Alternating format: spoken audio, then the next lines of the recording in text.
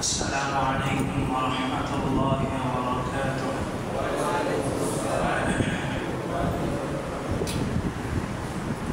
الحمد لله نحمده ونستعينه ونستغفره ونؤمن به ونتوكل عليه ونعوذ بالله من شرور أنفسنا ومن سيئات أعمالنا. من يهده الله فلا مضل له ومن يضلله فلا هادي له، ونشهد أن لا إله إلا الله وحده لا شريك له، ونشهد أن سيدنا وسندنا وحبيبنا وحبيب ربنا وطبيبنا وطبيب قلوبنا ومولانا محمدا عبده ورسوله، أرسله بالحق بشيرا ونذيرا وداعيا إلى الله بإذنه وسراجا منيرا. أما بعد فأعوذ بالله من الشيطان الرجيم. بسم الله الرحمن الرحيم. إن عدة الشهور عند الله 12 شهرا في كتاب الله يوم خلق السماوات والأرض منها 4 حرم، ذلك الدين القيم فلا تظلموا فيهن أنفسكم وقاتلوا المشركين كافة كما يقاتلونكم كافة واعلموا أن الله مع المتقين. وقال رسول الله صلى الله عليه وسلم: الكيس من دان نفسه وعمل لما بعد الموت، والعاجز من اتبع نفسه هواها وتمنى على الله. صدق الله العلي العظيم وصدق رسوله النبي الكريم، ونحن على ذلك لمن الشاهدين والشاكرين، والحمد لله رب العالمين. شوائب بدر الشريف عليه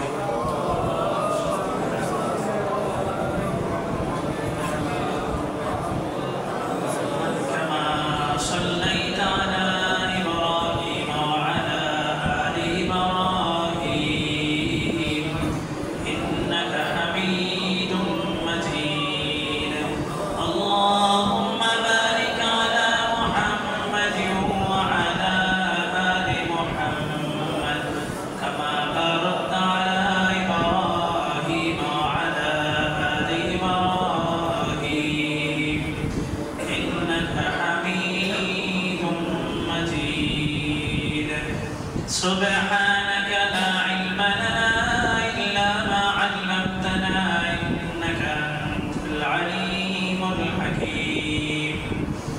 سبحانك لا فهم لنا إلا ما فهمتنا إنك أنت الجواد الكريم. الحمد لله মহান রব্বুল আলামিনের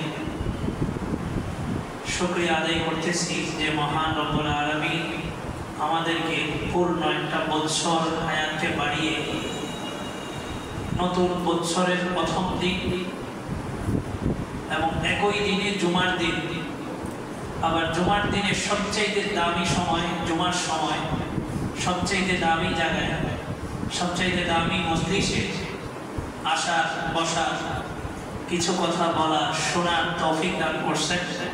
এই জন্য কালিমাতুর শুকর আদায় করে আলহামদুলিল্লাহ। আজকে আরবি নতুন বর্ষের নববর্ষের প্রথম দিন, সেকেন্ড থেকে মিনিট, মিনিট থেকে ঘন্টা, ঘন্টা থেকে দিন, দিন থেকে সপ্তাহ, আর সপ্তাহ থেকে মাস, মাস থেকে বছর। এই পুরো সিস্টেমটাকে, পুরো সময়টাকে নিয়মতান্ত্রিক ভাবে যে বন্টন করা হয় সঠিকভাবে, এটাকে আরবিতে বলেন তাকওয়িম, আর উর্দুতে বলেন নিজামুল আওকাত, হিন্দিতে বলে যান্ত্রিক, ইংরেজিতে বলে ক্যালেন্ডার, বাংলায় বলে বর্ষপঞ্জি।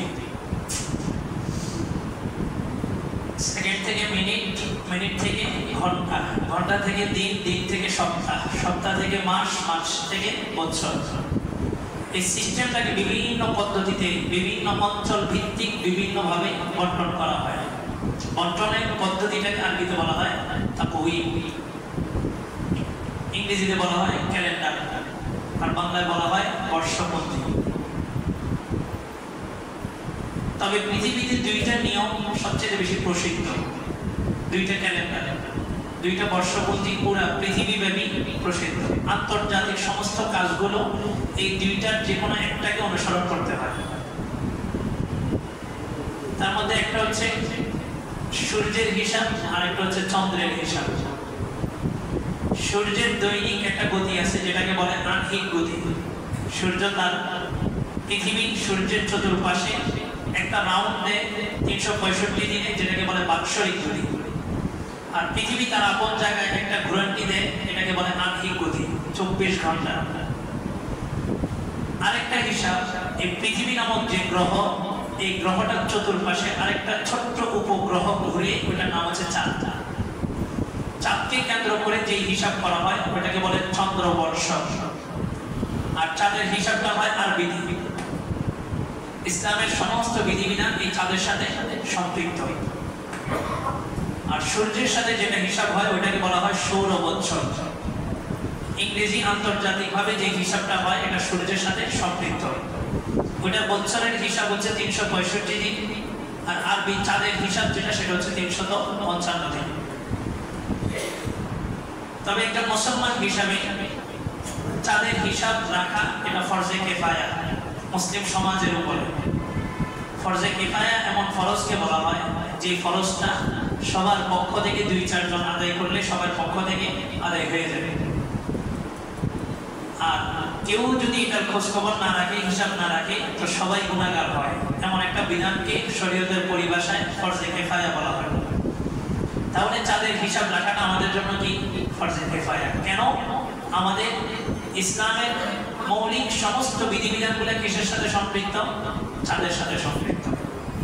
হজ সূর্যের হিসাবে হয় না, চন্দ্রের হিসাবে হয়।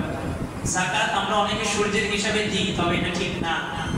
যাকাত যদি আপনি ইংরেজি ক্যালেন্ডার হিসাবে হিসাব করেন, প্রতি 33 বছরে 1 বছর ব্যবধান, প্রতি 33 বছরে 1 বছরের ব্যবধান। কারণ প্রত্যেক বছর কয় দিনের ব্যবধান? 10 দিনের।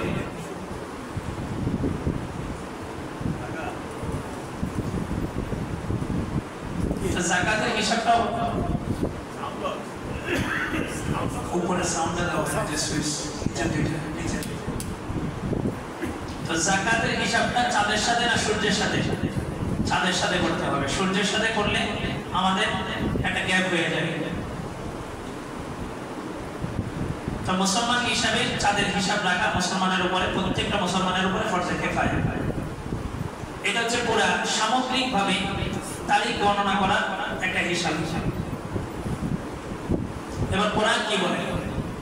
কোরআন বলে সূরাতুত তাওবার 36 নম্বর আয়াতে আল্লাহ বলেন, ইন্না ইদ্দাতাশ শুহুরি ইনদাল্লাহি 12 শাহরা ফি কিতাবিল্লাহি ইয়াওমা খালাকাস সামাওয়াতি ওয়াল আরদা মিনহা আরবা'তুন হুরুম। আল্লাহ তাআলা যিনি আসমান জমিনকে সৃষ্টি করেছেন, ওই সৃষ্টির সময় থেকে আল্লাহর কাছে মাসের গণনা হিসাবে মাস কয়টা? 12টা। কিন্তু ইতিহাসের পাতায় যখন আমরা তাকাই, তখন আমরা দেখি আল্লাহ রাসূলের যুগ সহ রাসূলের ওয়াফাতের পর পর্যন্ত, ইন্তেকালের পর পর্যন্ত যে হিসাব চালু ছিল এটা হচ্ছে খ্রিস্টাব্দ ঈসাই। এখন চলতেছে ঈসাই কত 2025, অর্থাৎ ঈসা আলাইহিস সালামের জন্ম থেকে যে গণনা শুরু হয়েছে ওটাকে বলা হয় খ্রিস্টাব্দ। আর ঈসা আলাইহিস সালামের জন্মের পূর্বে যে হিসাব হযরত নূহ, হযরত ইব্রাহিম, তাদের বয়স আমরা যেভাবে বের করি, পৃথিবীর একটা বয়স আমরা যেভাবে বের করি, ঈসা আলাইহিস সালামের জন্মের পূর্বের হিসাবটাকে বলা হয় খ্রিস্টপূর্ব। আর ঈসা আলাইহিস সালামের জন্ম থেকে যেটা এখন আমরা গুনতেছি 2025 সাল, এটাকে বলা হয় খ্রিস্টাব্দ। এটা খ্রিস্টানদের হিসাব। আল্লাহ রাসূলের ইন্তেকালের পরে হযরত ওমরের যুগে ঈসা এই হিজরি সন চালু হয়েছে। হযরত ওমরের যুগে ঈসা বিভিন্ন মতামত উঠলো যে মুসলমানদের একটা স্বতন্ত্র হিসাব থাকা দরকার, মুসলমানদের সবকিছুই স্বতন্ত্র থাকা দরকার, কোনো কিছুই বিধর্মী খ্রিস্টানদের সাথে মিল থাকা উচিত নয়। ইসলাম চায় মুসলমান তার স্বতন্ত্র ধর্ম পালন করবে। হ্যাঁ, ইসলামের কিছু কিছু বিধান আছে যেগুলা খ্রিস্টানদের সাথে মিলে, সেই ক্ষেত্রে আল্লাহ রাসূল বলছেন তোমরা খ্রিস্টানদের বিরোধিতা করো। যেমন রাসূল যখন মদিনাতে গেলেন, মদিনাতে যাওয়ার পরে দেখলেন কদিমান নবী সাল্লাল্লাহু আলাইহি ওয়াসাল্লাম আল মদিনা, রাসূল মদিনায় যাওয়ার পরে দেখলেন মানুষ 10 মুহররম, অর্থাৎ আজকে হচ্ছে 1 তারিখ আর 9 দিন পর 10 মুহররম আসতেছে। রাসূল দেখলেন যে মদিনার মানুষ 10 মুহররম একটা রোজা রাখে। জিজ্ঞেস করলেন ইহুদিদেরকে যে তোমরা এই দিবসে কেন রোজা রাখো? তখন তারা রাসূলকে জবাব দিল নাজ্জাল্লাহু মূসা মিন আদুবিহি ওয়া আদুবিহিম, আল্লাহ তাআলা এই দিনে হাযা ইয়াউমুন আযীম, এটা আমাদের কাছে অনেক বড় একটা দিন। কেন? এটা এমন একটা দিন যেই দিন মূসা আলাইহিস সালামকে তার রবের শত্রু এবং মূসার শত্রু থেকে হেফাজত করছে। অর্থাৎ এই 10 তারিখ ঐতিহাসিক একটা দিবস, যে দিবসে পৃথিবীর অনেক বড় বড় ঘটনা সংঘটিত হয়েছে। এর মধ্যে বড় দুইটা মেজর ঘটনা বলা হয়, পৃথিবীর সৃষ্টিও এই দিন, ধ্বংসটাও হবে এই 10 মুহররম। আল্লাহ রাসূল সাল্লাল্লাহু আলাইহি ওয়াসাল্লাম বললেন নাহনু আহাক্কু বিমূসা, মূসার জন্য যদি শুকরিয়া কান তোমরা রোজা রাখো, তো মূসা আমার আসল ভাই। তোমরা তো দাবি করতেছো মিথ্যা দাবি, প্রকৃত দাবি হলো প্রত্যেকজন নবী, একজন নবী আরেকজন নবী ভাই। তো বললেন আমি এটার বেশি হকদার। আল্লাহ রাসূল পিছনে ঘুরে সাহাবীদেরকে বললেন সুমু ইয়াওমা আশুরা ওয়া খালিফুল ইয়াহুদ, তোমরা 10 মুহররম রোজা রাখো, তবে এই রোজা রাখার মধ্যে ইহুদিদের বিরোধিতা করো। এখন ইহুদিরাও রোজা রাখে, মুসলমানও রোজা রাখবে। রোজা রাখার দিক থেকে তো দুজন সমান হয়ে যেতেছে। আল্লাহ রাসূল বললেন না, ইবাদতের মধ্যেও তাদের সাথে যেন কোনো সামঞ্জস্য না আসে। কিভাবে বিরোধিতা করবা? সুমু তিসআ, তোমরা হয়তো 9-10 রাখো অথবা 10-11 দুইটা রোজা রাখবা। তারা রাখে একটা, তোমরা রাখবা দুইটা। ফজিলত কি?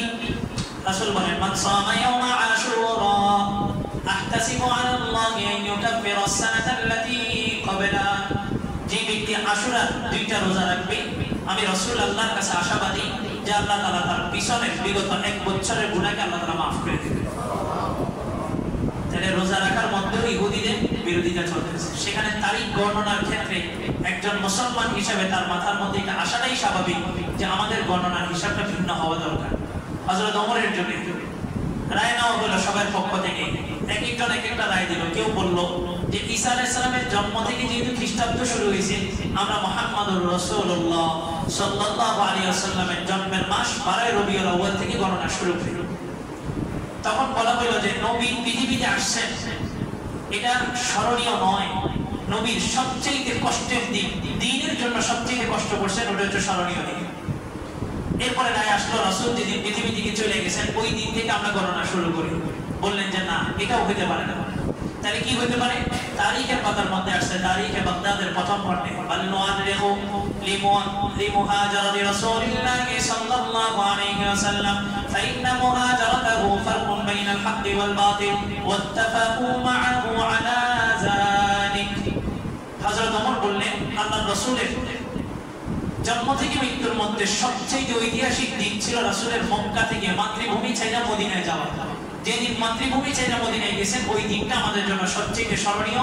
আর রাসূলের জীবনের সবচেয়ে কষ্টের দিন ছিল ওই দিন।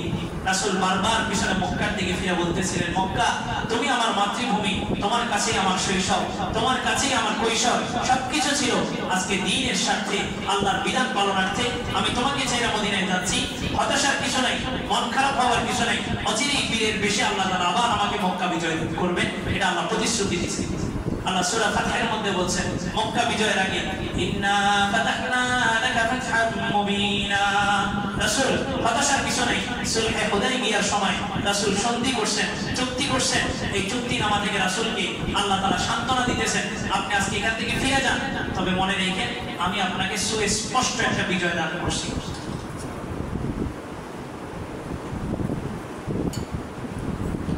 হযরত ওমরের মতো সাহাবী তরবারি খুলে ফেলছে যে আমরা যুদ্ধ করব, আমরা যুদ্ধ করব। আমরা লড়াইয়ের এক জাতি, আমরা লড়াই করতে জানি, মাথা নত করতে জানি না। আল্লাহ তাআলা ওহী নাযিল করলেন যে এখান থেকে চলে যান, সন্ধি চুক্তিতে সিগনেচার করেন, এখান থেকে চলে যান। তো সন্ধি চুক্তি লেখা হইল, হেডলাইন ছিল হযরত আলী লিখছেন মুহাম্মাদুর রাসূলুল্লাহ সাল্লাল্লাহু আলাইহি ওয়াসাল্লামের পক্ষ থেকে মক্কার কাফেরদের সাথে চুক্তিনামা। কাফেররা বলল মুহাম্মদ শব্দটা থাকবে, রাসূলুল্লাহ শব্দটা মাইনাস হবে। রাসূলুল্লাহ শব্দটা মানলে তো আর মুহাম্মদের সাথে কোনো দ্বন্দ্ব ছিল না। হযরত আলী বললেন এই রাসূলুল্লাহ শব্দ মুসার মতো আমি আলীর হিম্মত নেই। হযরত ওমর তরবারি বের করলেন, তরবারি সিদ্ধান্ত দিবে রাসূলুল্লাহ শব্দটা মুসা হবে কি হবে না। আল্লাহ রাসূল বললেন আলী কলমটা আমার হাতে দাও। রাসূল একাডেমিক ভাবে রাসূলের ওই অবস্থানটা ছিল না যে রাসূল সরাসরি কোনো একটা পড়া পড়তে পারবেন অথবা কোনো একটা কিছু লিখতে পারবেন। এটা আল্লাহ রাসূলকে আল্লাহ তাআলা ইচ্ছাকৃতভাবেই দেন নাই, যাতে পৃথিবীর মানুষ বুঝে যে মুহাম্মদ লিখতে জানে না, পড়তে জানে না। ওই মুহাম্মদ এত সুন্দর এক দামি কিতাব রচনা কিভাবে করবে, এই কিতাব মুহাম্মদের পক্ষ থেকে আসতে পারে না। এই কিতাব এত দামি, এত উচ্চাঙ্গে, ভাষার এত বাগ্মিতা বিশিষ্ট এই কিতাব রচনা করা হয়েছে। নিশ্চয়ই এর দ্বারাই প্রমাণিত হয় এই কিতাব কোনো মানব রচিত হতে পারে না, এটা একমাত্র আল্লাহ তাআলার পক্ষ থেকে ঐশী ভাষা। এটা বোঝানোর জন্যই আল্লাহ রাসূলকে আল্লাহ তাআলা একাডেমিক কোনো শিক্ষা আল্লাহ রাসূলকে দেন। আল্লাহ রাসূল বললেন তুমি কলমটা আমার হাতে দাও, রাসূলুল্লাহ শব্দ কোথায় আছে ওখানে বলো, আমি ওই জায়গাটা নিজে হাতে মুছে দিয়েছি। মুছে দিলেন, আল্লাহ আয়াত নাযিল করলেন, সুস্পষ্ট বিজয় দিলাম। হযরত ওমর রাসূলের পাশে এসে গুনগুনায় বলতেছেন বুঝলাম না, মাথা নাড়া করলাম, মাথা টাক করলাম, এভাবে লজ্জিত হয়ে রাসূল হুদাইবিয়া থেকে চলে যেতেছি, আর আল্লাহ আপনাকে বলতেছে সুস্পষ্ট বিজয় দিয়েছে। এর মানে কি? নবম হিজরিতে আল্লাহ রাসূল মক্কা বিজয় করছেন, এক ফোঁটা রক্ত ঝরায়নি, এক ফোঁটা রক্ত প্রবাহিত হয়নি। আল্লাহ তাআলা সুস্পষ্ট বিজয় দিয়েছেন। হযরত ওমর বলেন আমি সেই দিন যে ইন্না ফাতাহনা লাকা ফাতহাম মুবিনা এই আয়াতের স্পষ্ট মর্মটা আমার সামনে সেদিন উদ্ঘাটন হয়েছে। তো হযরত ওমর বললেন আল্লাহ রাসূলের হিজরত যেদিন মক্কা থেকে মদিনায় হয়েছে এটা সবচেয়ে কঠোর, সবচেয়ে কঠিন একটা দিন। ওই দিনটা আমাদের জন্য স্মরণীয় হতে পারে যে যে কোনো সময় ইসলামের জন্য নিজের মাতৃভূমিও ত্যাগ করতে হতে পারে। এই শিক্ষা দিয়েই হিজরতের বর্ণনা শুরু হয়েছে, হিজরি সনের বর্ণনা শুরু হয়েছে। তা আল্লাহ রাসূল যেদিন হিজরত করছেন ওই দিনটা ছিল মুহররম মাসের 1 তারিখ। ওই দিন থেকেই গণনা শুরু হয়েছে হিজরি সনের। এই মুহররম মাস আল্লাহ তাআলা বলেন যে আমার কাছে হিসাব 12টা মাসের। তবে আমরা দেখি আল্লাহ রাসূলের সময় কি ছিল, খ্রিস্টাব্দের হিসাব চলতেছিল। তাহলে আল্লাহ তাআলা বলতেছে পৃথিবীর সূচনা থেকে আমার কাছে 12 মাসের হিসাব। তাহলে আল্লাহর কাছে যদি পৃথিবীর সূচনা থেকে 12 মাসের হিসাব হয়, মাঝখানে এসে এলোমেলো হয়ে গেল কেন? আল্লাহ রাসূলের এক হাদিস মুসলিম শরীফের মধ্যে আসছে, রাসূল বলেন ইন্নাজ জামানা ক্বাদ ইস্তাদারা কাহাইয়াতিহি ইয়াওমা খালাকাস সামাওয়াতি ওয়াল আরদ। নিশ্চয়ই যুগ তার আপন অবস্থায় ফিরে যাবে, তার আগে যে হিসাব নিকাশ ছিল ওই অবস্থার উপরেই ফিরে যাবে। এরপর হযরত ওমরের যুগ থেকে ওই হিসাব যেটা আল্লাহ তাআলা পৃথিবীর সূচনাতে করছিলেন ওই হিসাবের কাছেই ফিরে গেছে। ওইখান থেকেই 12 মাসের হিসাব শুরু হয়েছে। এবার আল্লাহ বলেন মিনহা আরবাআতুন হুরুম, এর মধ্যে 4টা মাস, যে 4টা মাসকে আমি দামি করছি, সম্মানিত করছি। সবগুলা দিবসই তো সম্মানিত, সব মাসই সম্মানিত। তাহলে 4টা মাসের বিশেষ সম্মানের মানে কি? 4টা মাসের বিশেষ সম্মানের মানে হইল যে আল্লাহ তাআলা এই 4টা মাসের মধ্যে যুদ্ধ করা হারাম করে দিয়েছেন। এবার আসেন মাঝখানে পরিবর্তন কেন হয়েছিল? এই যে 4টা মাস যে হারাম যুদ্ধের, আরবের শাসক যারা ছিল, আরবের মূর্খ জাহিলি সমাজ যখন ছিল, তখন এই 4টা মাসকে তারা উলটপালট করতো তাদের সুবিধা মতো। বৃষ্টির সিজন আসলে তখন যুদ্ধ করা কষ্ট, তখন তারা কি করতো ওই 4 মাস নিষিদ্ধ 4 মাস গণনা শুরু করতো। আবার বৃষ্টির সিজন যখন গেছে গা, তখন তাদের সুবিধা মতো তারা আবার অন্য 8 মাসের গণনা শুরু করতো। তারা এরকম এলোমেলো করা শুরু করলো। অথবা যেই সময় যেই প্রশাসন ক্ষমতায় আসছে ওই প্রশাসন হিসাব মাসের হিসাবকে পরিবর্তন করে দিয়েছে। এখন যেরকম বাংলাদেশের নাম পরিবর্তন হয় না, এক এক বিমানবন্দরের নাম কোটি কোটি টাকা জনগণের যেতেছে, সমস্যা। কিন্তু যেই প্রশাসন আসে আব্বার নাম অমুকের নাম দিয়ে বিমানবন্দর তৈরি করা হয়। এই সিস্টেমটা জাহিলি যুগে ছিল। তারা কি করতো, মাসের হিসাব পরিবর্তন করে দিত, চলতি মাসের হিসাব। তো হযরত ওমরের যুগে এসব ওই সমস্ত পরিবর্তনগুলোকে বাদ দিয়ে একদম ইসলামের প্রথম যুগে যে হিসাবটা ছিল হযরত ওমরের মাধ্যমে আল্লাহ তাআলা ওই হিসাবটা চালু করছেন। 4টা মাস নিষিদ্ধ। এই 4টা মাসের মধ্যে 3টা মাস হচ্ছে লাগাতার, জিলকদ, জিলহজ, মুহররম, অর্থাৎ বছরের শেষের 2 মাস, বছরের প্রথম মাস। এই 3টা মাস হচ্ছে লাগাতার নিষিদ্ধ। কেন নিষিদ্ধ? এই মাসগুলো নিষিদ্ধ হওয়ার অন্যতম কারণ হলো জিলকদ, জিলহজ, এটা হচ্ছে হজের মাস। ওই সময় যুদ্ধ দিলে মানুষ হজ বন্ধ করে দেবে, আর মানুষ হজ করে আইসা একটা রেস্টের ব্যবস্থা করা আছে না, এই জন্য মুহররম মাসটা কি থাকে, নিষিদ্ধ মাস। এই মাসে কোনো যুদ্ধ হয় না।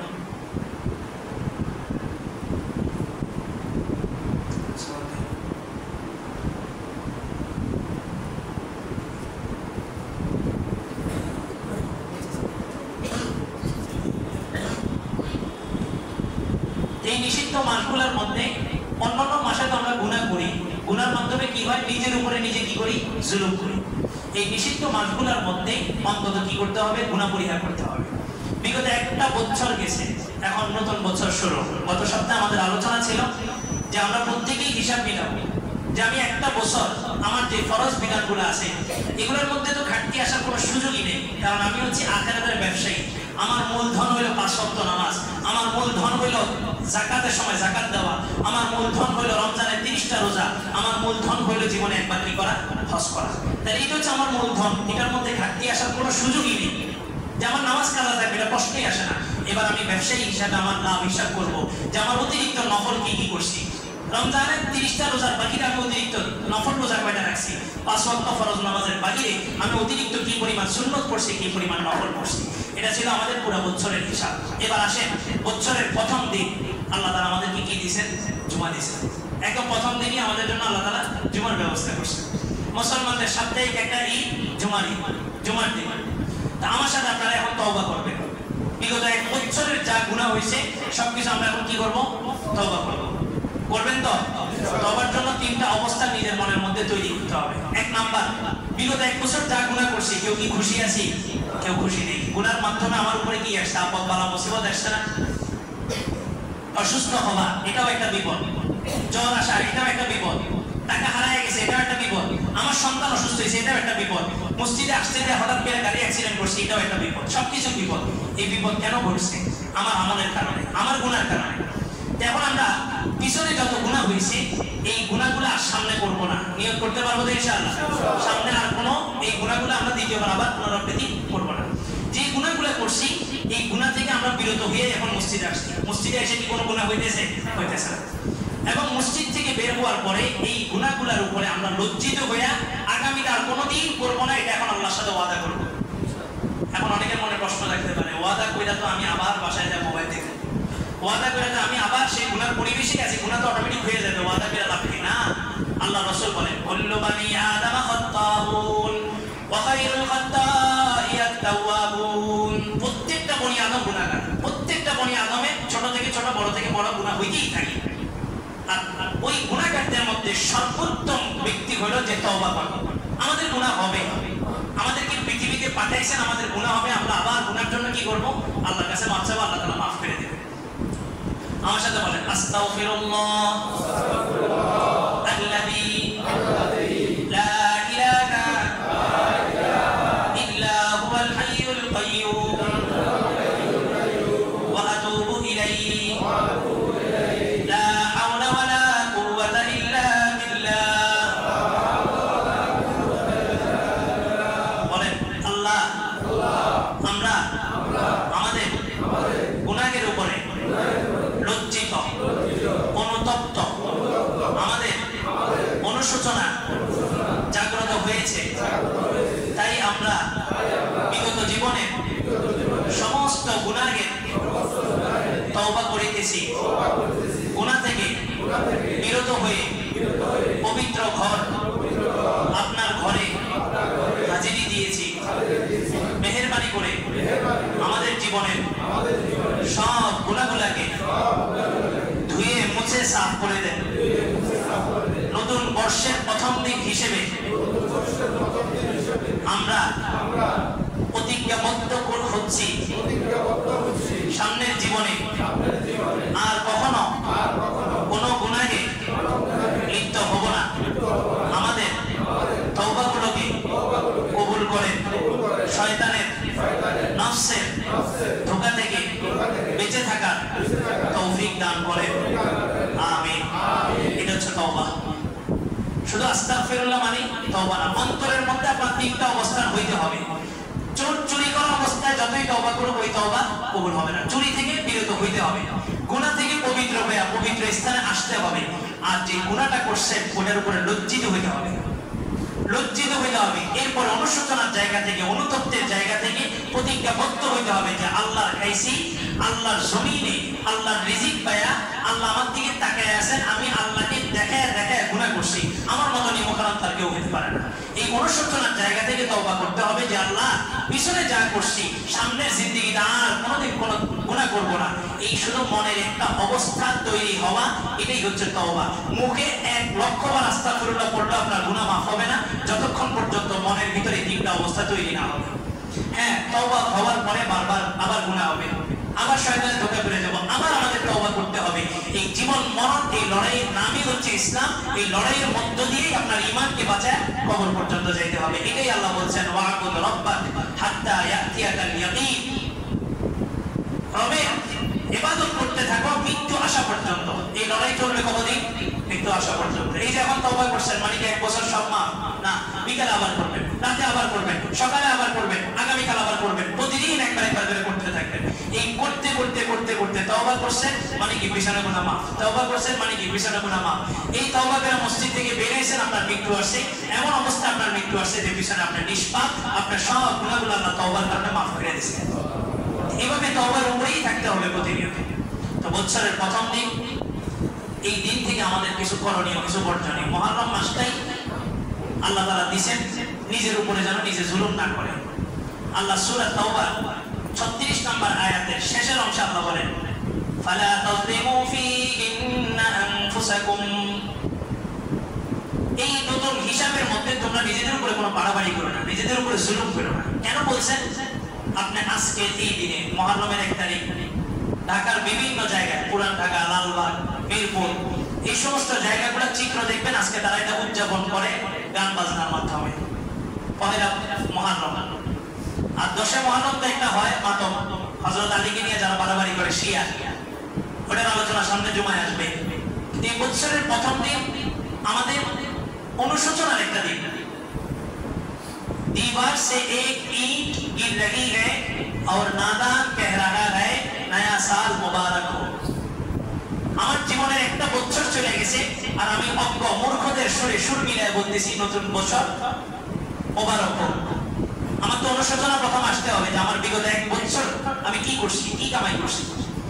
আল্লাহ, তো প্রথম দিন হিসাবে প্রত্যেকেই কিছু ব্যক্তিগতভাবে নিজেদের সেলফ, নিজেদের প্রোফাইলটাকে হাই করার জন্য কিছু পদক্ষেপ হাতে নেবেন। যে বিগত বছরগুলোতে আমার নামাজ কাজা হয়েছে, 1 নাম্বার লিখবেন রুটিনের মধ্যে যে আমার আজকের পর থেকে আর কোনো নামাজ কাজা হবে না। পারবেন না ইনশাআল্লাহ? কোনো ব্যাপারই না, আপনি চাইলেই সম্ভব। আর নামাজকে আল্লাহ তাআলা এই জন্যই দিয়েছেন, বান্দা তার জীবনের যত নিজামুল আওকাতকে যে যতটা ঠিক রাখছে, যে যত সময় গুরুত্ব দিছে, ওই মানুষটার সফলতা তত সর্বোচ্চ শিখরে আসে গেছে। কিন্তু পশ্চিমে এক সভ্যতা আমাদের পুরা জেনারেশনটাকে এক অনিয়ম, এক অসামাজিক কার্যকলাপের মধ্যে নিমজ্জিত রাখছে। আজকে কোথায় জোহর, কোথায় আসর, কোথায় মাগরিব, সে তো আসলে পর্দার সামনে বৈশা ফুটবল খেলা দেখতেছে, আর না হয় ক্রিকেট খেলা মাত্র। গতকালকের একটা প্রোগ্রাম ছিল আমাদের হুজুরদের ফিনি সেন্টারে, এক সাংবাদিককে দাওয়াত দেওয়া হয়েছে। আমাদের হুজুরদের প্রোগ্রামের ভিতরেই উনি এসে খেলার সংবাদ আমাদেরকে বলতেছে যে আজকে এত রান করছে, এত উইকেট চলে গেছে। সমাজ আজকে কোথায় গেছে? প্রকাশ্যে বিভিন্ন রাস্তার মোড়ে আপনার এলইডি লাগায় দেওয়া হয়েছে, পর্দার ব্যবস্থা করা হয়েছে। যুব সমাজ যেন ইসলাম থেকে বিমুখ হইয়া, সামাজিক সমস্ত কার্যকলাপ থেকে বিমুখ হইয়া, সেই জন্য এক উন্মাদনার শহর, উন্মাদনার এক দেশে সে প্রবেশ করছে, যেখান থেকে আর তার ফিরে আসার কোনো সম্ভাবনা নাই। যে ব্যক্তি একবার খেলার নেশায় ঢুকছে, যার ভিতরে মোবাইলের নেশা ঢুকে গেছে, ওই মানুষটা পরবর্তীতে সুস্থতা লাভ করছে, এরকম রিপোর্ট আমাদের হাতে নেই। হয় না। নেশা করছে যে তার রক্ত পরিবর্তনের মাধ্যমে একটা পরিবর্তন আসতে পারে, শরীরের রক্তের পরিবর্তনের মাধ্যমে, কিন্তু যার মস্তিষ্কটাকে এই কালো ব্ল্যাক ম্যাজিক যাকে শেষ করে দিছে, ওই লোকটা স্বাভাবিক অবস্থায় ফিরে আসতে পারেনি। এবং খেয়াল করলে দেখবেন আপনি এবং আপনার বাবা, আপনারা 6 বছর 10 বছর বয়সে যতটা শক্তিশালী ছিলেন, যতটা সুস্থ সবল ছিলেন, এখনকার জেনারেশন 20 বছর পর্যন্ত তাদের অসুস্থতা লেগেই থাকে। আর একটা পদ্ধতি বললে বিতর্ক তৈরি হবে যে আপনারা বাচ্চাদেরকে টিকা দেন, টিকা না দিয়ে দেখেন বাচ্চা কতটা সুস্থ থাকে। এই টিকার মাধ্যমে পশ্চিমারা এই সমস্ত মিডল কান্ট্রিগুলোর মধ্যে একটা তাদের এই ষড়যন্ত্র চালায় যে তারা চায় মুসলিম কান্ট্রিগুলোর মধ্যে কখনোই যেন বাচ্চা প্রজনন ক্ষমতা যেন 2 এর বেশি না যায়। এই জন্য তারা ছোট থেকে একটা বাচ্চার মধ্যে টিকাকে পুশ করে। পাকিস্তানের আসিম ওমর সাহেব ডক্টরেট করছে একটি টিকার উপরে। উনি বলছেন পৃথিবীর কোনো বাচ্চাকে পৃথিবীতে আসার পরে টিকা দেওয়ার প্রয়োজন হয় না। টিকা এটার মাধ্যমে বাচ্চার যে যৌন শক্তি আছে এটা ছোট থেকেই শেষ করে দেওয়া হয়। আপনি আপনার দাদিকে জিজ্ঞেস করেন, নানিকে জিজ্ঞেস করেন ওনারা টিকা দিছে কিনা, ওনাদের সময় টিকা ছিল কিনা। কিন্তু দেখেন আজকে 100 বছর পরেও আপনার দাদি নানি যে পরিমাণ সুস্থ আছে, আপনি এই বয়সে অতটা সুস্থ নাই। আপনি যতটা সুস্থ আছেন আপনার বাচ্চা ওই ছোট্ট বয়সে এখনো সেই সুস্থতা নাই।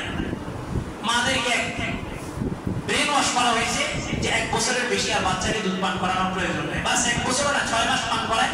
এরপরে বাজারের দুধ, নিডো, ডানো, তারপর আপনার হরলিক্স, এই সমস্ত খাবারের মাধ্যমে বাচ্চাকে বড় করতেছে। সমস্ত রোগ ব্যাধি বাচ্চার মধ্যে মাই তৈরি করে দিতেছে। একটা বাচ্চা যদি 2 বছর মায়ের দুধ পান করে, পূর্ণ 2 বছর, এই বাচ্চার শরীরের গঠন যতটা স্ট্রং হবে, তার বুদ্ধিভিত্তিক চিন্তা চেতনা আরো বেশি স্ট্রং হবে। কিন্তু এখন বাচ্চাগুলা, প্রতিটা বাচ্চা বিকলাঙ্গ তৈরি হইতেছে। কেন? ওই মা ছোট থেকেই তাকে ভাত খাওয়াইতেছে কি দেখায়? মোবাইল দেখে। বাচ্চাদেরকে এই ব্ল্যাক ম্যাজিকটা থেকে দূরে সরাতে, আর বাচ্চাদের চলাফেরা, উঠা বসা, বিশেষ করে 12 থেকে নিয়ে একদম 26-27 বছর পর্যন্ত এই বাচ্চাগুলা কাদের সাথে চলাফেরা করতেছে, গার্ডিয়ানরা প্রতিনিয়ত এটা খবর রাখে। গত কিছুদিন আগে কিশোর গ্যাং হামলা করছে আমাদের এই কলেজটার সামনে, ফেনীর ভিতরে। আপনাদের মসজিদের পাশের কথাই বলতেছি। এই সন্তানগুলা যাচাই বাছাই করলে দেখা যাবে কোনো না কোনো মসজিদের এক মুসল্লির ছেলে, বা 5 ওয়াক্ত নামাজি আর ছেলে এই কাজগুলো করতেছে। কোনো না কোনো মসজিদ কমিটির ছেলে বা কমিটির সদস্য আর ছেলে এই সমস্ত গুন্ডামি মাস্তামি এগুলো করতেছে। কেন? আপনি আপনার পরিবার ছেড়ে দিয়ে তাবলীগে বেরিয়ে গেছেন, আপনি আপনার পরিবার ছেড়ে দিয়ে পীর সাহেবের খানকায় ঢুকে গেছেন, আপনি আপনার পরিবার ছেড়ে দিয়ে মসজিদে ঢুকে গেছেন আল্লাহ বিল্লাহ করার জন্য। এটা ইসলাম না। আপনার পরিবার গোছান, ও আনফুসাকুম ওয়া আহলিকুম নার, নিজে বাঁচাও, পরিবারকে বাঁচাও, তারপর সমাজের মানুষকে হেদায়েত দিতে যাও। নিজের পরিবার ঠিক নাই, গাট্টি গায়ে বেরিয়ে গেছেন, মানুষকে আপনি হেদায়েতের পথে আনবেন। আপনার পরিবার হেদায়েতের উপর আছে, আপনি নিজে হেদায়েতের উপর আছেন। আগে নিজে ঠিক হন, নিজের পরিবারকে গোছান, সন্তানকে গোছান, এদেরকে একটা গাইডলাইনে আনেন। এদেরকে একটা পর্যায়ে যদি আনতে পারেন তো মানুষকে দাওয়াত দিতে হবে না। আপনাকে দেখা মানুষ বলবে অমুকের পরিবারের মতো হওয়া দরকার, অমুকের পরিবারের কাছে যাওয়া দরকার। মানুষের দুয়ারে আপনি যেতে হবে না, মানুষ হেদায়েতের তলব দিয়ে আপনার দুয়ারে আসবে। সাহাবায়ে কেরাম মিশর থেকে তুরস্ক, ফিলিস্তিন, ফিলিপাইন, এই 7টা থেকে 8টা দেশ ওনারা বিজয় করছেন। অথচ তারিখের কিতাবের মধ্যে আছে কোথাও ওনারা অস্ত্র উঠান নাই। শুধুমাত্র সাহাবীরা হেঁটে চলে গেছে, এই সাহাবীদেরকে দেখে বিধর্মীরা মুসলমান হয়ে গেছে। এক সাহাবী ইস্তেঞ্জা করতে বসছে, বিধর্মী দূর থেকে দেখতেছে, দেখলেন যে ওই সাহাবী ইস্তেঞ্জা করছেন, ঢিলাকুলক করছেন, ঢিলাকুলক করে পরিপূর্ণ পবিত্রতা নিয়ে আবার উনি পানি ব্যবহার করছেন। এরপর উনি আসার পর ওনাকে জিজ্ঞাসা করলেন যে তুমি এত কিছু কেন করলা? তো বলে যে আমার রাসূল আমাকে শিখাইছে পবিত্রতা এইভাবেই অর্জন করতে হয়। এই ইস্তেঞ্জা করার পদ্ধতি দেখে একজন বিধর্মী মুসলমান হয়ে গেছে। আর আমাদের ইস্তেঞ্জার পদ্ধতি দেখলে মুসলমানরাই কয় যে কি এক ইসলাম ধর্ম গ্রহণ করছে। উনি ঢিলাগুলো করে এখানে হাত দিয়ে হাতে 40 করা। কে শিখেছে আপনাকে এটা? একটা মানুষের কারণে পুরো ইসলাম ধর্মটার একটা বদনাম হয়। ওখানে যায় কাশাকাশি, উঠা বসা, হাঁটা চলা, কি একটা সিস্টেম, এগুলা বের করছে কি আল্লাহ।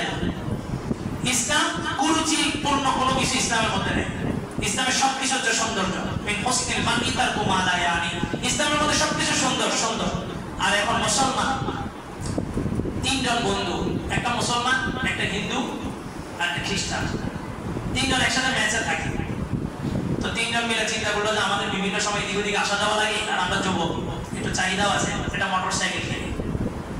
তো 3 জন মিলে টাকা জমায় একটা মোটর সাইকেল কিনেছে। তো প্রথম দিন হিন্দু, সে বলতেছে আমি আজকে প্রথম দিন, তাহলে আমি ঢুকাবো, আমি চালাবো। তো সে মোটর সাইকেলটা নিয়ে তার ইয়াতে গেছে, পূজার মন্দিরে। মন্দিরে যায় ওই হেডলাইটের সামনে দিয়ে হিন্দুরা যে একটা টিকা লাগে, হেডলাইটের সামনে যে একটা টিকা লাগে আছে। আনার পরে বাকি 2 বন্ধু বলতেছে আরে তুমি তো হুন্ডাটারে হিন্দু বানায় দিলে। তো দ্বিতীয় দিন খ্রিস্টানের পালা। খ্রিস্টান বলে যে আমি আজকে নিয়ে যাবো। তো খ্রিস্টান নতুন হোন্ডা নতুন কিনছে, সে তার চার্লসে নিয়ে গেছে গির্জায়। চার্লসে নিয়ে তাদের একটা যে ওই তীরের একটা ছবি থাকে, ওইটা হোন্ডার সামনে দিয়ে আটকে আছে। আনার পরে মুসলমান বলতেছে আরে তুমি তো আজকে এটা নিয়ে খ্রিস্টান বানায় নেই।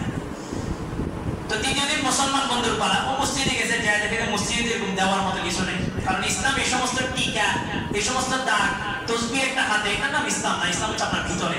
আপনি ইসলামটাকে কতটুকু লালন করেন।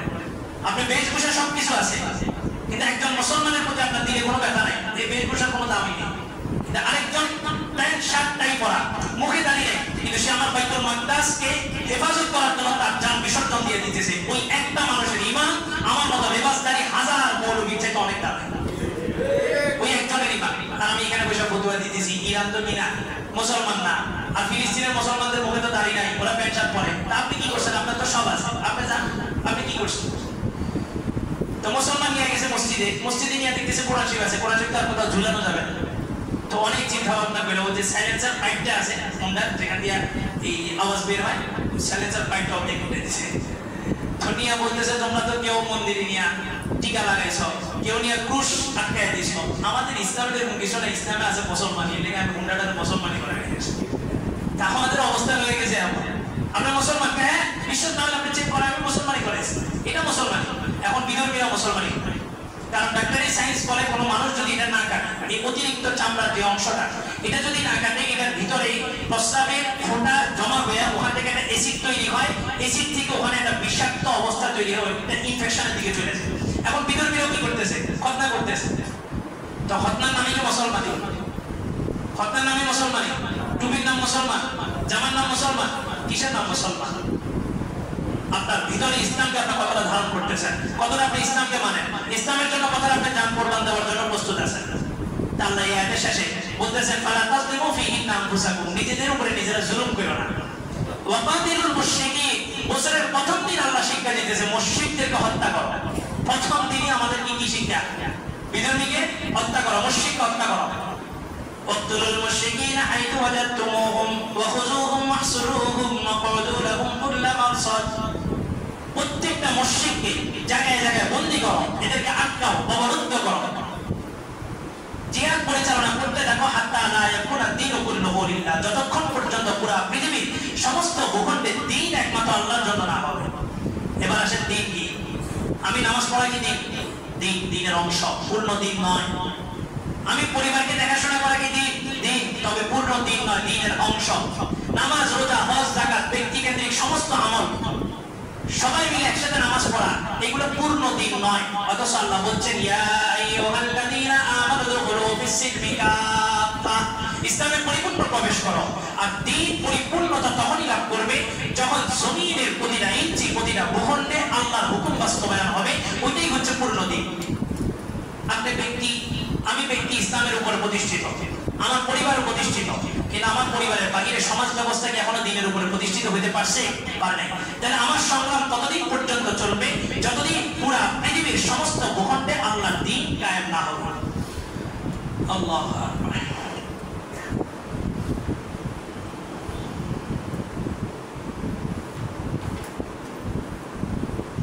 এই মুহররম মাসের মধ্যে আসলে কিছু কুসংস্কার, বিশেষ করে কারবালা, 10 মুহররম কারবালার ঘটনা নিয়ে খুব মাতম ছড়াছড়ি চতুর্দিকে। আর এই সমস্ত মানুষগুলা, আমরা তো যাও শুক্রবার হইলে মসজিদে একত্রিত হই, ওই মানুষগুলা সারা বছর নামাজ রোজা কিচ্ছু নেই, ওদের সারা বছরের একটাই ইবাদত 10 মুহররম আসা নিজের শরীরে রক্ত ঝরা হযরত আলীর জন্য। এই জায়গাতে দেখা ইসলামের কিছু বিষয় সবচেয়ে বড় বিকৃত হয়েছে ইন্টারমিডিয়েটের ক্লাসের সিলেবাসগুলোতে, আর আলিয়া মাদ্রাসার আলিমে যে সিলেবাসগুলো আছে, এই জায়গাটাতে এই সমস্ত ইসলামের ইতিহাসগুলোকে যথেষ্ট পরিমাণ বিকৃত করা হয়েছে। হযরত মুআবিয়া রাদিয়াল্লাহু তাআলা আনহু, কারবালার ইতিহাস জানতে গেলে হযরত মুআবিয়া আব্দুল্লাহ ইবনে সাবা, মুনাফিকদের সর্দার, ইহুদিদের গুপ্তচর, এদেরকে মাইনাস করে কারবালার ইতিহাস জানা যাবে না। হযরত ওমরের শাসন আমলে আব্দুল্লাহ ইবনে সাবা, মুনাফিকদের সর্দার, এই চিন্তা করলো যে মুসলমানরা এভাবে তাদের ক্ষমতা বিস্তার করতেছে, দিন দিন পুরা পৃথিবীর বিভিন্ন জায়গায় পারস্য, রোম পারস্য বিজয় করে ফেলছে। হযরত ওমরের যুগে এসে রোম পারস্য বিজয় হয়েছে। এভাবে তাদের বিজয় মিশন যদি ছুটতে থাকে তো একটা সময় পুরো পৃথিবী মুসলমানদের কন্ট্রোলে চলে যাবে, আমাদের আর কোনো অস্তিত্বই থাকবে না।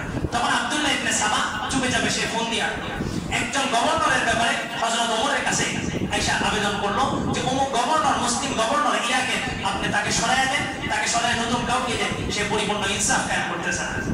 হযরত ওমর চিঠি লিখলেন, চিঠির মধ্যে একটা শব্দ লিখছেন ওই গভর্নর বরাবর যে আমি যাকে পাঠাচ্ছি পাত্রবাহক, তাকে তোমরা পাওয়ার সাথে সাথে ফাকবিলহু, ফাকবিল মানে হচ্ছে কবুল করা, ফাকবিল।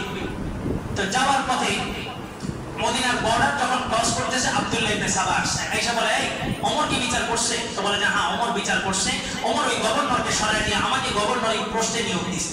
তো বলে যে দলিল কি? তো বলে যে এই যে দেখো। তো পত্র দিছে আব্দুল্লাহ ইবনে সাবার কাছে, ইহুদিদের গুপ্তচর। সে কি করলো, তখনকার সমাজে খুব জবরজের ছিল না, আরবি চিঠিগুলোতে এখনো জবরজের নেই। কোরআন শরীফে জবরজের সর্বপ্রথম দিছে হাজ্জাজ বিন ইউসুফ, তার আগ পর্যন্ত কোরআন শরীফে কি ছিল না, জবরজের ছিল না। সে কি করলো, আব্দুল্লাহ ইবনে সাবা ফাকবিলহু, এই যে পায়ের নকটাটাকে মুইসা ওই মাথাটার উপরে তায়ের নকটা দিয়ে দিয়েছে। এতক্ষণ ছিল ফাকবিলহু, এখন অর্থ হয়ে গেছে ফাকতুলহু। ফাকবিলহু মানে গ্রহণ করো, ফাকতুলহু মানে হত্যা করো, কত। এই পাত্রবাহক যখন গভর্নর বরাবর এই চিঠিটা দিছে, ওই গভর্নরের ভিতরে একটা হইচই শুরু হয়ে গেছে। সবাই তো আল্লাহ রাসূলের সাহাবা। আমাদের একটাই কথা, as-সাহাবাতু কুল্লুহুম উদুল, সমস্ত সাহাবীরা হকের মাপকাঠি, কোন সাহাবীকে নিয়ে কথা বলা যাবে না। আর সমস্ত নবীরা হচ্ছেন মাসুম, নিষ্পাপ, তাদের কোনো গুনাহ নেই। সাহাবীদের গুনাহ থাকতে পারে, তবে ওই গুনাহটা আলোচনায় আসবে না। সাহাবীদের গুনাহ আলোচ্য বিষয় নয়, গুনার পরে ওনাদের অনুতপ্তের মাধ্যমে যে অনুশোচনা দিয়ে ওনারা আল্লাহর কাছ থেকে তওবা নিছেন, ওইটা হচ্ছে আমাদের আলোচ্য বিষয়। সাহাবীদেরকে নিয়ে কোনো ধরনের কোনো আলোচনা কেউ করবে, এটা আমরা বরদাস্ত করতে পারবো না। সে যে কোনো ব্যানারে আসুক, ইসলামের সর্বোচ্চ ব্যানারেও যদি আসে, আমার একজন আপনা থেকে আপনার সাহাবী নিয়ে কথা বলবে, তো কোনো মুসলমান তার আপন জায়গায় চুপ করে বসে থাকতে পারে না। সমস্ত মুসলমান প্রতিবাদের আওয়াজে গর্জে উঠবে, এটাই মুসলমানের ঈমান। কোনো সাহাবীর ব্যাপারে কোনো আপোষ কারোর সাথে করা হবে না। তো হযরত মুআবিয়া রাদিয়াল্লাহু তাআলা এই আব্দুল্লাহ ইবনে সাবা ওখানে লিখে দিল ফাকতুলহু। তো দেখেন হযরত ওমর গভর্নরের পয়েন্ট থেকে আদেশ জারি করছে, কিন্তু একজন সাহাবী ইয়ার বিপক্ষে যায়নি, অন্যায়ের পক্ষে যায়নি, তার আলোচনা শুরু করলো। হযরত ওমরের ইন্তেকালের পরে না, ঘটনাটা হযরত ওসমানের যুগে। হযরত ওমর কিন্তু শহীদ করা হলো ছুরিকাঘাতে ফজর নামাজের সময়। আর হযরত ওসমানের আমলে এসে গভর্নরের ব্যাপারে এতক্ষণ যে ঘটনা বললাম, এটা হযরত ওসমানের আমলে। তখন আব্দুল্লাহ ইবনে সাবা সমস্ত লোকজন নিয়ে এসে এই মদিনার ঘরে ঘরে এই সমালোচনাটা উঠাই দিল যে ওসমান তো বেইনসাফি করতেছে। একজন গভর্নরের ব্যাপারে সে চিঠি লিখছে ফাকতুলহু, যে হত্যা করো, অথচ ওই গভর্নর সবাই আমরা চিনি, তার ব্যাপারে সবাই আমরা জানি। একটা বিদ্রোহের অবস্থা তৈরি হইল। হযরত ওসমানকে 22 দিন একটা ঘরের মধ্যে আবদ্ধ করা হইল। স্ত্রীর কাছে বললেন আমার জন্য পানি আনো। তো স্ত্রী মাগরিব থেকে পানির জন্য ছুটাছুটি করছে। আগের দিন রোজা ছিলেন, পরের দিন ফজরের সময় স্ত্রী এক জায়গায় পানির সন্ধান পাইছেন, যে হযরত ওসমানকে বললেন পানির মাধ্যমে একটু গলাটাকে একটু ভিজান। হযরত ওসমান বললেন সম্ভবত ফজরের সময় ভেঙে গেছে, আমি তো রোজার নিয়ত করছি। স্বপ্নে মুহাম্মদুর রাসূলুল্লাহ সাল্লাল্লাহু আলাইহি ওয়াসাল্লাম আসছেন, বলছেন ওসমান তুমি যদি আজকে বিদ্রোহের মোকাবেলা করার জন্য প্রস্তুত হও, তো আল্লাহ তাআলা বিজয় তোমাকে দিবে। আর তুমি যদি ধৈর্য ধারণ করো, সন্ধ্যায় দুইজন একসাথে ইফতার করব, তোমার কাছে কোনটা মর্জি? হযরত ওসমান বললেন আমি রাসূলকে সত্যিই কথা দিয়ে দিয়েছি, ইফতারের জন্য অপেক্ষা করতেছি। আল ইন্তিজার আশাদ্দু মিনাল মাউত, অপেক্ষা করা মৃত্যুর চাইতে বেশি কষ্টকর। আমি রোজার নিয়ত করছি, আমাকে তাদের মোকাবেলা করতে দিও না। আমি ধৈর্যের সাথে তাদের মোকাবেলার বিপরীতে দাঁড়ায় ধৈর্যের পরীক্ষা দিয়া আল্লাহর রাসূলের সাথে ইফতার করতে চাই। দুপুর বেলায় তারা হযরত ওসমানকে হত্যা করছে। সর্বপ্রথম যে কোটটা চালাইছে হযরত ওসমানের ঘাড়ের উপরে, রক্ত ছিটকে যায় কোরআনের ওই আয়াতের উপরে পড়ছে। কোরআন এখনো জাদুঘরে সংরক্ষণ আছে। সিবগাতুল্লাহ ওয়া মান আহসানু মিনাল্লাহি সিবগা, আল্লাহ তাআলার রং, আল্লাহ তাআলার রঙে প্রতিটা মুসলমান নিজেদেরকে রাঙাও। আল্লাহর রঙের চাইতে ভালো কোনো রংকারী পৃথিবীতে কেউ নাই। হিন্দু ধর্মরা তারা বাচ্চা জন্ম লাভ করার পরে তাদেরকে একটা রঙের পানিতে চুবায়, খ্রিস্টানরাও এটা করে। তারা বলতেছেন আমার রঙে রঙিন হও। আল্লাহর রং কোনটা? এই রক্ত, এই শরীরের রক্ত, এই ধমনীতে আল্লাহ রক্ত দিয়েছেন। যখন প্রয়োজন হবে রক্ত দিব, যখন প্রয়োজন হবে আবার রক্ত নিব। দুটোটা আমরা করতে পারি। আমরা রক্ত দিতেও জানি, রক্ত নিতেও জানি। তার বাংলার ইতিহাসের এই একটাই সবক, सर कटाना तो हम जानते हैं, सर झुकाने की आदत नहीं है। মুসলমানের শিক্ষা গর্দান কাটা। আমরা গর্দান কাটতে জানি, গর্দান ঝুঁকাইতে জানি না। আমরা গর্দান কাটতে জানি, বলে যে জিহাদ জিহাদ জিহাদ চাই, জিহাদ করে মরতে চাই না। জিহাদ মরা শিখে নেই, জিহাদ বাঁচা শিখেছে। এটা ইরান দেখাই দিছে। জিহাদ কি শিখেছে? বাঁচা শিখেছে। চোখ দিছে নত হয়ে কথা বলার জন্য না, চোখ দিছে চোখে চোখ রেখা কথা বলার জন্য। মাথা দিছে মানুষের সামনে মাথা দিছে আল্লাহর সামনে নত হয়ে এক আধ্যাত্মিক শক্তি অর্জন করবে, যে আধ্যাত্মিক শক্তির মাধ্যমে সমস্ত কাফের মুশরিক বেঈমানদের হৃদয়ের মধ্যে কম্পন তৈরি হবে। ইরানের এক হামলায় পুরো পৃথিবীর মাথা নাড়াচাড়া দিয়ে বসছে।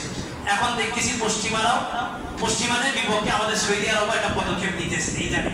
কিন্তু এমন একটা সময় পদক্ষেপ নিচ্ছে যে সময় আমাদের মুসলিম ভূখণ্ডগুলা সব বম্বিকে ঝাঁঝরা হয়ে আছে, শত সহস্র শিশু চলে গেছে, শত কোটি মায়ের ইজ্জতের ধর্ষণ হয়ে গেছে, শত সহস্র নেতা যারা নেতৃত্বের সর্বোচ্চ আসীনে ছিল এই সমস্ত নেতাগুলো হারিয়ে গেছে। এখন সৌদি তার একটু টান নড়ছে, সে এখন ফিলিস্তিনের বিষয়ে কথা বলতেছে।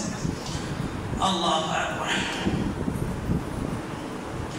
কারবালার ইতিহাসের ভিতরে হযরত ওসমানের এই চিঠিটা নিয়ে ওসমানের বিরুদ্ধে গুঞ্জন ছড়ায় দিল। ওসমানকে শহীদ করা হলো। হযরত আলী মসনদে বসলেন। খেলাফতের চতুর্থ হযরত আলী যে সিলসিলা আল্লাহ রাসূল দিয়ে গেছেন, আবু বকর, ওমর, ওসমান, আলী চারজনই আল্লাহ রাসূলের আত্মীয়। হযরত আলী মসনদে বসার পরে এই আব্দুল্লাহ ইবনে সাবা দেখলো যে ষড়যন্ত্র তো সফল হয়নি। তখন সে মুআবিয়া রাদিয়াল্লাহু তাআলা দামেস্কের গভর্নর ছিলেন, ওনার কাছে চিঠি লিখছেন যে আমরা ওসমানের হত্যার বিচার চাই, ওসমান হত্যার বিচার চাই। এখন হযরত আলী দেখলেন ওসমান হত্যার মধ্যে আসলে মূলত মুসলমানরা জড়িত না, মুসলমানরা তো আব্দুল্লাহ ইবনে সাবার উস্কানিতে বিভক্ত হয়েছে। আজকে মুসলমান দলগুলোর ভিতরে বিভক্তি তৈরি করছে কে, মুসলমান না বিধর্মীরা? বিধর্মীরা। এই সাহাবীদের এই মতানৈক্যগুলোকে তারিখের পাতায়, কিতাবের পাতায় আসে মুশাজারাতুস সাহাবা। মুশাজারাতুস সাহাবা মানে হচ্ছে একটা গাছের অনেকগুলো ডাল থাকে, ডালগুলো একটা একটা বাড়ি খায় না? কেন বাড়ি খায়? বাহির থেকে যখন বাতাস আসে। এই মুসলমানদের ভিতরে মতানৈক্য থাকবে, এটা আমরা গাছ একটা, আমাদের সবার গাছ একটা, ওটার নাম কি? ইসলাম। আমরা একই গাছের বিভিন্ন ডালা, বিভিন্ন শাখা প্রশাখা, আমাদের ভিতরে দ্বন্দ্ব তৈরি হয় কেন? ওই যে পশ্চিমাদের ইহুদিদের একটা বাতাস এসে আমাদেরকে নাড়াচাড়া দিয়ে যায়।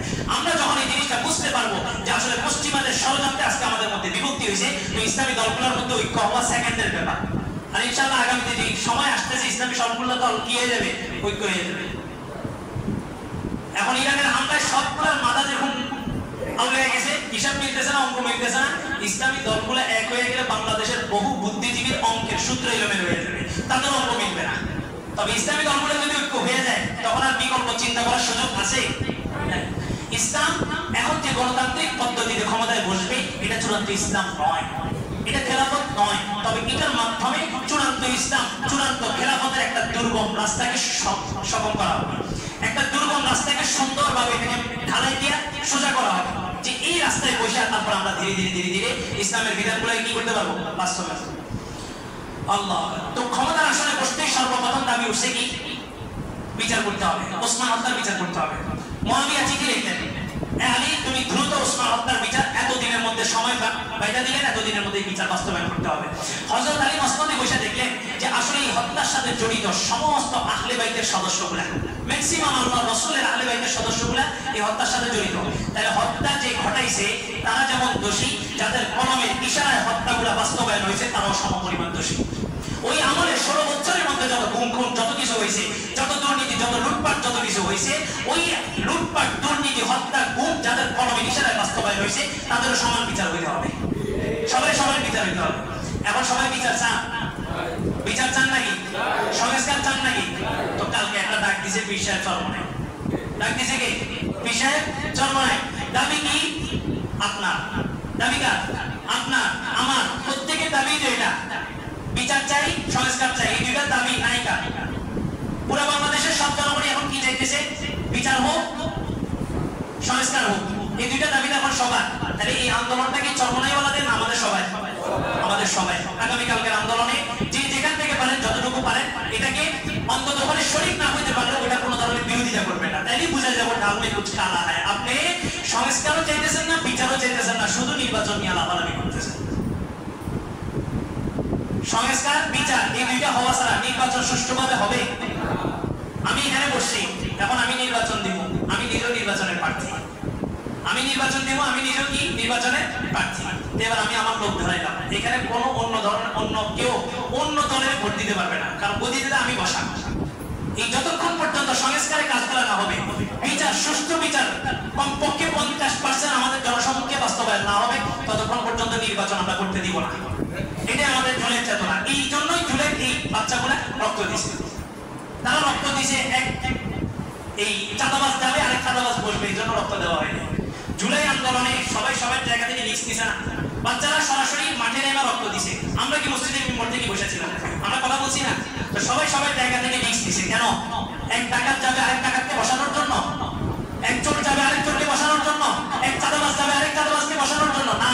এই 54 বছর পর্যন্ত যে তন্ত্র মানুষের বৈষম্য দূর করতে পারে নাই, এই 54 বছর পর্যন্ত যে তন্ত্র মানুষের মধ্যে চাঁদাবাজি, লুটতরাজি, খুন, হত্যা এটাকে বন্ধ করতে পারে নাই, ওই তন্ত্রের পরিবর্তন ঘটায় ওই তন্ত্রের কাফনের মধ্যে শেষ পেরেক দিয়া ইসলাম নামক এক তন্ত্রকে ক্ষমতার আসনে মস্তদে বসানোর জন্যই আমাদের জুলাই আন্দোলন ছিল।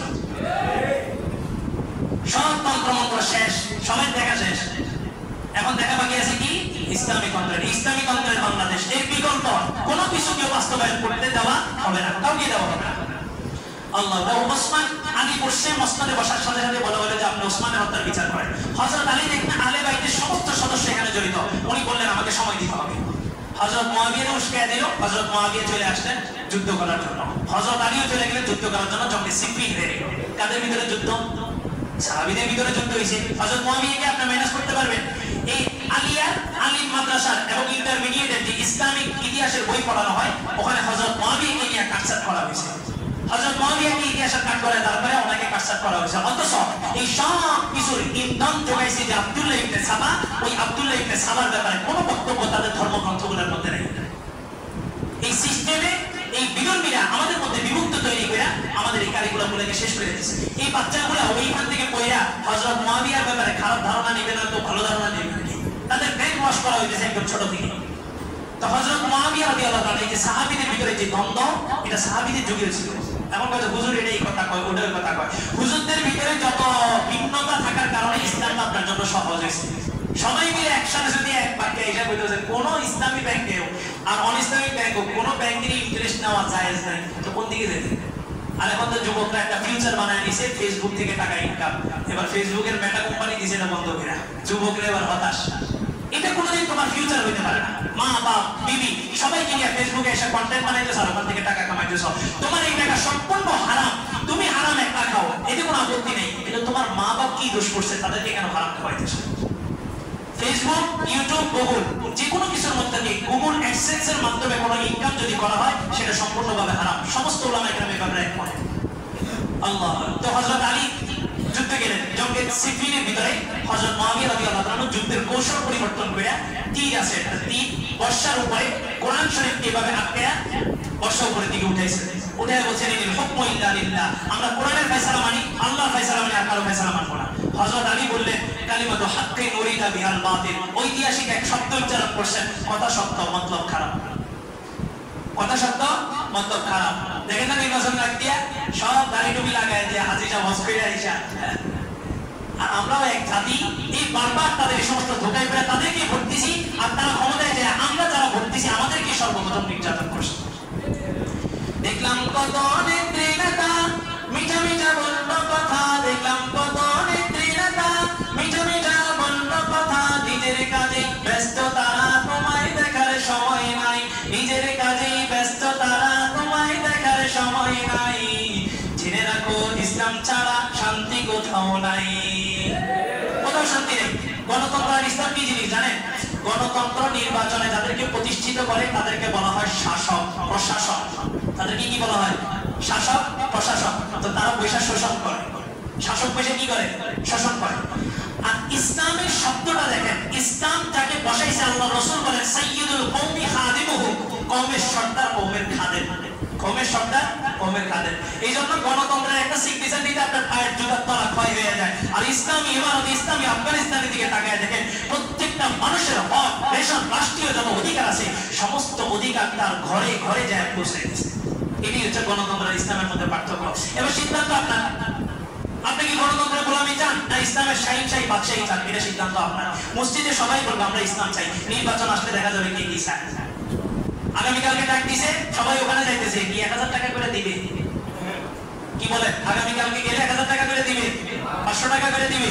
এটাই ইসলাম আর গণতন্ত্রের ব্যবধান। গণতন্ত্র 1000 টাকা দিয়েও তো মুসল্লি দিতে পারে না, হাজির করতে পারে না। আবার ওখানে যা চেয়ার দিয়ে মারামারি করে সব ভাঙচুর, সব শেষ, বিরিয়ানি নিয়ে মারামারি, এটা নিয়ে ওটা নিয়ে মারামারি। আর ইসলাম ডাক দিছে, ইসলাম তোমাকে ক্ষমতায় যাওয়ার আগ থেকেই বুঝাচ্ছে এখানে যদি তুমি আসতে হয় নিজের টাকা খরচ করে আসবা, এখানে কাউকে টাকা দিয়ে তোমার ঈমান ভোট চুরি করে ইসলামে নাই। যেখানেই যাবে তোমার টাকা দিয়ে যাও। আর গণতন্ত্র দুয়ারে যাবে 500 টাকা। এই ভাই আপনার এই সাক্ষী আপনার এই ভোটের দাম কি 500 টাকা হয়ে গেল? খান তো ভালো করে খান। পুলিশের মতো 10 টাকা 20 টাকা খাবেন, র্যাবের মতো খাবেন 300-400 কোটি একবারে খাবেন। ইমান যেহেতু বিক্রি করতেছেন দাম দিয়ে বিক্রি করেন না। 500 টাকা আপনার ইমানের দাম। রাত্রে এসে 500 টাকা দিছে, সারাদিন মিছিল করছেন ইসলাম চাই ইসলাম চাই, রাত্রে 500 টাকা দিছে, সকালে যা গণতন্ত্রে ভোট পেয়ে আসে। এই কাজ কি করবেন না সামনে? এই কাজ করবেন নাকি আর সামনে? আল্লাহ আল্লাহ তাআলা কথাগুলো বুঝার আমল করার তৌফিক দান করুন। আমাদের এখানে আজকে শেষ সপ্তাহে স্থায়ী প্রোগ্রাম হয়, মাগরিব থেকে এশা হবে, যাতে সুযোগ হয় এশা শরীক হবে। কবলা জমা 4 টাকা সুন্নাত পড়বে।